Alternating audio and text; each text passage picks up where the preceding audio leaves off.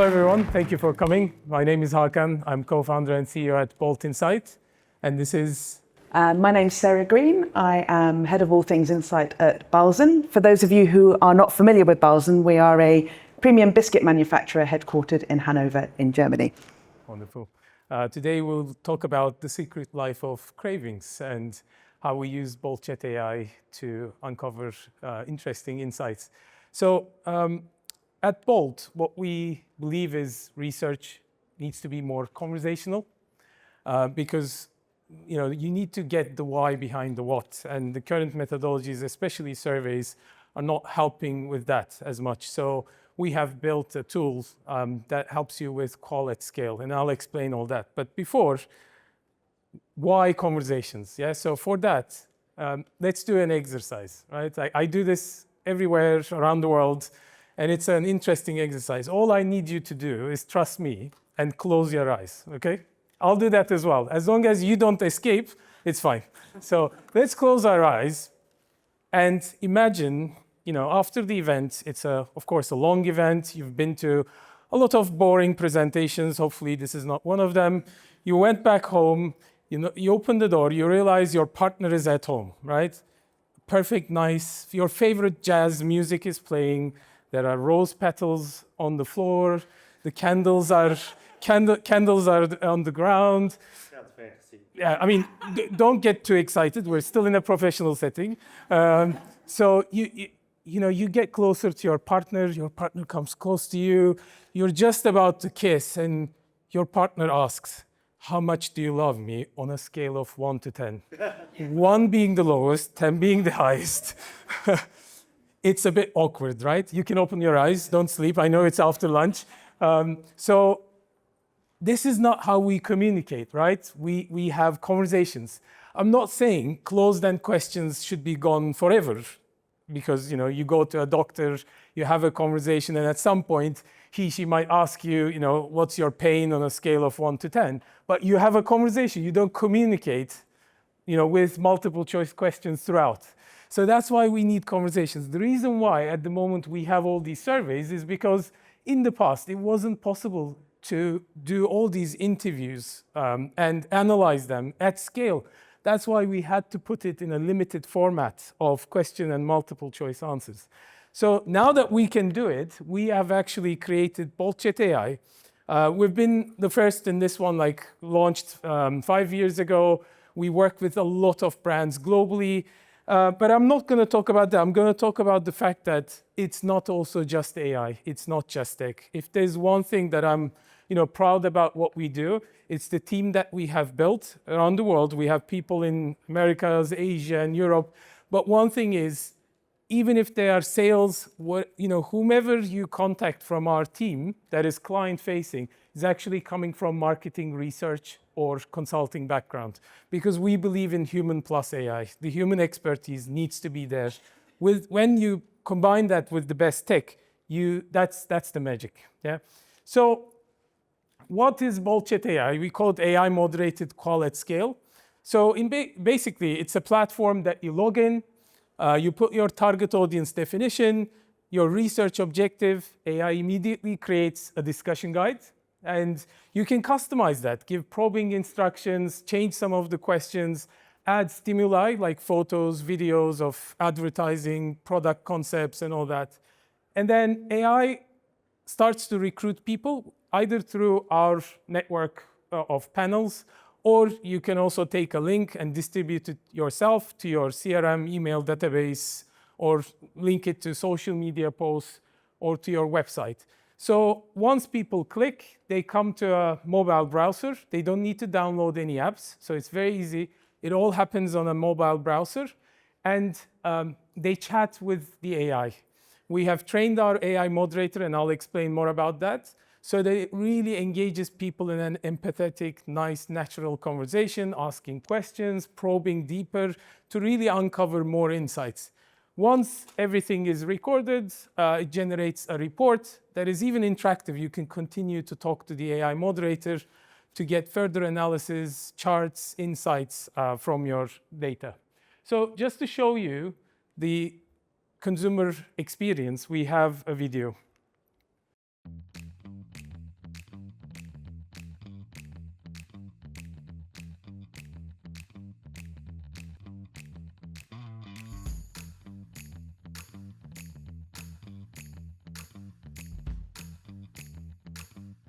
Since taking these vitamins, I definitely say my body feels more healthy. I used to feel quite fatigued in the morning, and like I said earlier, I used to get headaches quite often. So it's all multimodal. You can upload photos, videos, and in real time, AI actually understands what's on those photos and videos and can ask questions about it. So in this case, once it realizes it's Boots vitamins, it actually asks questions about that as well. If people upload irrelevant photos, it also So asks my for other last purchase, photos to be uploaded. I actually went in store to Boots. I'm very lucky that I actually live quite close to my local store.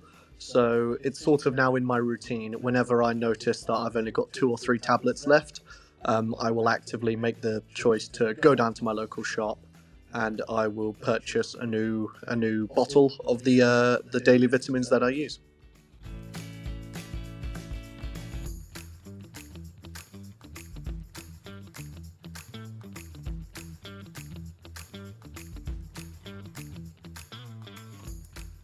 So, I mean, if you're interested in all the details of what our platform capabilities are, please find us our booth. But a couple of things I wanted to highlight. The tool now even creates consumer personas. So out of all the hundreds of interviews that you do, you can actually create digital twins of personas and talk to them, chat with them. And you can even keep them, we call it live personas, so that by doing regular interviews, you can keep your digital twins up to date as well. So it's a very different way of interacting with your data. You can upload your own external data as well to make the digital twins even more smarter as well. So what is really different about our AI? I think it's important. I'm sure you've been seeing a lot of AI claims everywhere, especially in call. But one thing I have to say is not every AI is the same. There are a lot of, ChatGPT wrappers or not so smart chatbots out there. What makes it so smart for us is, first of all, BoltChatAI was actually launched as BoltChat before. So it was a human-to-human conversation tool between researchers and respondents. So we use that to run thousands of humanly moderated interviews and then use that as a training data set to train AI on. We even continue to do machine learning, like our qualitative researchers rate AI moderated conversations for each question and answer, so that AI learns what is a good question that leads to a good answer, what is a bad question that leads to a bad answer. So it improves over time. It even uses really interesting techniques like projective questions, personification, to make it even deeper and natural conversation. We have something called dual agent moderation, where during the interviews, there is AI moderator and a human respondent, and then there's an AI referee that monitors the conversation between the two, and it avoids the hallucinations and also tells the moderator, that's not a good quality answer based on the objective set. So can you probe deeper? So we use different AI to police on each other. And it even understands emotions, strong opinions, and accordingly asks deeper questions as well. And finally, there is human in the loop. The point I made in the beginning. We have qualitative researchers checking your project setups, checking the final AI-generated reports, reads through the transcripts as well, and then releases the report so that you're sure there is also human commentary inside the reports that are generated. So the result is, what we've done is, and then I'll hand over to Sarah, not every AI is the same, right? I told you. So we've actually tested a few other AI moderator solutions. And what we found out is when you test it, especially to the extreme, there are significant differences. So what we've done is, in a conversation, we gave answers that are quite, outliers, like saying, do I have to answer that question? I don't know. What happened with our moderation was AI was trying to build empathy, rephrasing the questions, asking it in a different way to get more answers. On another example, it was like firing the next question after the other. So it was like almost like a open-ended survey, but not necessarily moderation. And I think that's very important. So finally, use cases. This is a great tool. Like we're working with a lot of the leading FMCGs, durables, different like finance and consulting. And across many countries. The tool works in 55 plus countries in local language, so you can use it at global scale. But what it's great at is exploratory consumer understanding. So you can test your concepts, you can test your advertising at early stage, or even just do market understanding, tap into pains, gains, to understand in people's own words, collect rich feedback before you build innovation ideas. With that, I'll hand over to Sarah. Thank you, Hakam. So I've been working with Bolt now for coming up to 3 years, and I'm really excited to share with you today just a little bit about my experience of using the platform, but also a little bit of what we've learned about the secret life of cravings. So when we first had the conversation in 2022, I didn't know anything about AI research. I hadn't dabbled with ChatGPT. So I think the best image I can give you of what was in my head was kind of this. Has anyone not seen Clippy before? Anyone? Brilliant. Because if you hadn't seen him before, I was going to say go and ask Jeeves, because he knows. But I thought maybe a little bit gimmicky, maybe I wouldn't use it, maybe I'd dabble in it. Been working with Bolt for 3 years now. And I have conversations about that with my friends and my colleagues and peers in the industry. And here are some of the reactions I get to the concept of AI research. So what I hear a lot is like, oh, no, I'm all over it. I already use ChatGPT. And then there's a pause. How proud people are. And I think it's really interesting because Statista gave a brilliant presentation yesterday talking about some of the dangers of using ChatGPT. And of course, I think we all know now after 2 days at the conference that it goes so much deeper than that. Another thing I hear quite frequently is that you need to speak to real consumers because there's this misunderstanding that actually AI-driven research isn't real consumers. And of course, in many cases it is.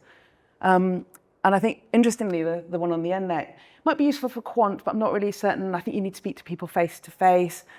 What we're seeing and what you'll continue to see in the industry is this blurring of the lines between qual and quant, because as Hakan says, we always had to have a 10-point answer before because that's all that was possible. But now the technology is allowing us to do things a little bit differently.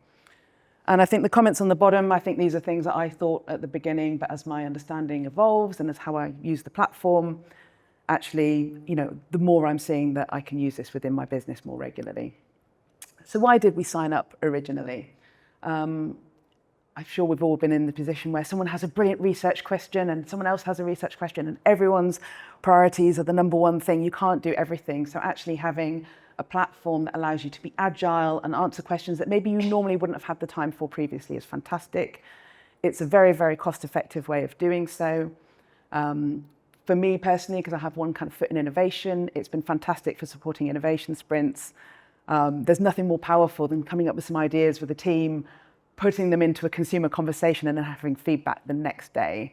And also really, Bahlsen has a fairly extensive consumer closeness program because we ask people to get closer to their consumers. And that's not just your neighbors and your auntie and your uncle and the person who lives next door, actually real consumers. So it allows more people in our organization to actually understand the consumer.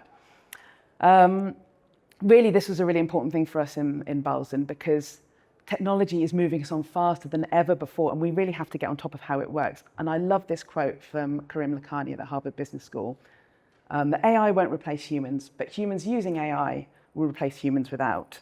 So personally, that's a very motivating factor. We like to stay relevant, but I love what he says about creating sandboxes, boot camps, allowing people to play with this technology because you've kind of got to get to know the rules of engagement, how it works before you can really get the most out of it. So if the smallest thing you can do is give people the opportunity to play, then that is already, one job well done. So moving on to the secret life of craving. So now will be the moment. You should all have an envelope on your chair, so you can all open that. Wow. Oh, surprise, surprise, it's a biscuit. Who would have known? Just after lunch. Just after lunch. So I'd like you just to have a look at this biscuit in your hands and just have a little bit of a think about how you're feeling about that biscuit. Who has already opened it? So we went out to 5 different groups. We ran 5 consumer closeness groups and we asked them about their cravings, when they experienced them, what they're thinking, what they're feeling. Just asking you now to reflect on the product that's in your hand. Some people have dived in already. Well done. Fantastic. I'll come back to this as we go through the presentation. So we ran these groups with older consumers, younger consumers, males, females, and a group of professionals. So we went quite broad. And really quickly, so remember this, we get these results in an hour. We got a real deep and rich understanding of exactly what a craving is, where it starts, how it kind of moves through the body, how it moves from this thought in your head to then a physical sensation and a craving until you can't give in anymore. And then it also kind of links this to kind of emotional stress and what's going on in your world and your environment. So I think for an AI-driven model, it's remarkable to get to such a deep and rich insight so quickly in a format that you can then take to a retailer or into a meeting. But I wonder if any of you recognize this person. I've experienced this person in a lot of my debriefs. I've been this person many, many times. And it's the person who says, well, that's obvious, isn't it? I advise not having your ego and this person in the room at the same time. Because I think actually a really good insight, it should feel obvious. Because when you hear something that is intuitively true and represents something, you should feel like you've always known it. But I think there's the other side to this, which is as insight professionals and leaders, we have a responsibility to really uncover fresh insight, the bits where people maybe don't think it's obvious or wouldn't expect it. And this is what I've really enjoyed about the platform, because AI, and in particular Bolt, allows you to delve much, much deeper if you ask the right questions. So there's functionality within the system that allows you to run a meta-analysis. You choose all the studies that are relevant to your question. You ask AI a question, and then within minutes, and I mean minutes, it will then give you a download of what it's interrogated from your data. Now, can you imagine if you've run 4 hour-and-a-half long focus groups asking someone to go back and watch them all again because you have a different question, and then 2 days later, actually, we thought of something else. Can you go back and watch them all again? 3rd time, 4th time. So as much value and insight as you can get from being with people face to face, you can't go and interrogate and watch that video again 50, 100, 150 times. AI will never get bored with how many times you want to reframe that data. And the way that I speak with my teams is the fact that you've got to ask the right questions, because if we're looking for needles in haystacks, AI doesn't know that until you tell it. So you ask it about this insight, it's, oh, it's a haystack, it's 10 foot tall, it's yellow, it's made of hay, and you're like, oh, that's obvious, isn't it? But if you ask it questions about the needles, that's where the value comes.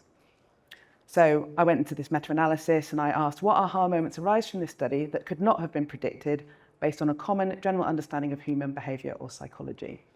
And it threw like 8 really insightful things at me, and I'm just going to share 3 of them with you today. So the first is this idea that context matters much more than want and need. We all have this kind of push-pull association with cravings, like the guilt and the pleasure. But the rules of normal eating and craving evolve according to your environment. So the biscuit that you hold in your hand, think how differently you may have felt that had I given it to you before lunch as opposed to after lunch. Just after breakfast as opposed to maybe tonight with 10 glasses of Prosecco, whatever you're planning. So that for us is really interesting in terms of environment. The second is the autobiographical nature of cravings. They're rooted in deep childhood experiences of family rituals, of celebrations, even stressful times. And actually, as a brand, that's really important to tap into, and particularly for Bahlsen, because we don't have a long history in the UK. We're not the biscuit you'd have been given with a glass of milk when you were younger. So actually, this is really important for us to understand, how do we build those mental frameworks and those shortcuts so that we can be considered? And then also it highlighted these kind of rather unusual and unpredictable triggers and timings. The fact that actually cravings are linked to emotional states and external triggers, and there can sometimes be no rhyme or reason to them. So we collected some comments from the platform, and I think this will show you kind of just where people really experience cravings, and sometimes it's not the most convenient time. So this person was hiking in the woods, and they had a craving for a cold drink. Perfectly normal, understand that. Interested to know how many people are doing that. This person had a craving for a chocolate bar at their wedding. Outrageous. And I'm not going to read this one out, but I'll just let you take it on board. We've all done it, right? So the other thing I'll say is that the Bolt platform does allow you to capture video as well as text responses, although I think you're really pleased that I won't be sharing that with you here today. Another thing I want to touch on are the craving personas. So as Hakan said, this is put together within a very short period of time. This is fantastic if you're going into an innovation session and you want to give people stimulus that they can actually get to know the consumer and play with it and come up with better quality ideas. If you run enough studies at a population level, there's no reason why this won't be robust at a population level. Like every research, you get out what you put in. So you ask enough people of the right demographics, this will absolutely be representative at a population level. It's fantastic for going in and having a conversation with retailers about just who's shopping the category and how they're thinking, how they're feeling. And then also really good for keeping your finger on the pulse. I don't know if anybody saw in 2024, there was a bit of noise in the news about Dua Lipa mixing gherkin juice with Diet Coke. I don't know whether that was planted by a Diet Coke as a PR campaign, but these kind of things are really important to jump on in terms of PR. It's something we did a lot of in Hovis, fast turnaround research, in order to be able to have a relevant conversation in PR. And you can see just the kind of bonkers things that people are eating: licorice with cheese, pickled hot dogs with banana chips, fries and hot chocolate. There's all sorts of stuff. So it's really interesting. But actually, if you can jump onto some of these trends and actually have something relevant to say that is driven by consumer feedback, it makes your PR and your conversations much more powerful. So then really looking at why we stay. Well, if it wasn't already obvious, it's a really efficient, high-quality platform that does exactly what it says on the tin, which I really appreciate. I'm a simple being. I'm still working back in the days of Clippy and Clip Art. Love that. One thing that really impressed me was the support that I got from the team. Something that I sometimes struggle with in my role is that the person that I'm having a conversation with hasn't really lived in my world. They don't really understand what I'm trying to do. Yet the team at Bolt kind of have a long history at Reckitt's and at Unilever, so actually they really understand what I'm trying to do and can add a lot of value to my projects, but also feels like an extension of my own team. And finally, it's just a really useful and credible addition to our Insight Toolkit. And I have to say, this hasn't been a kind of lifting out of qual and a putting in of AI qual. I haven't spent a penny less on traditional qual, but certainly some other areas of my budget that were far less effective, I'm adding way more value with this. So it's really, really useful for our overall toolkit. And I want to leave you with this thought, which is, imagine you could run 100 in-depth interviews overnight, wake up and your report is already written, because that could be your lunchtime tomorrow. Okay, thank you.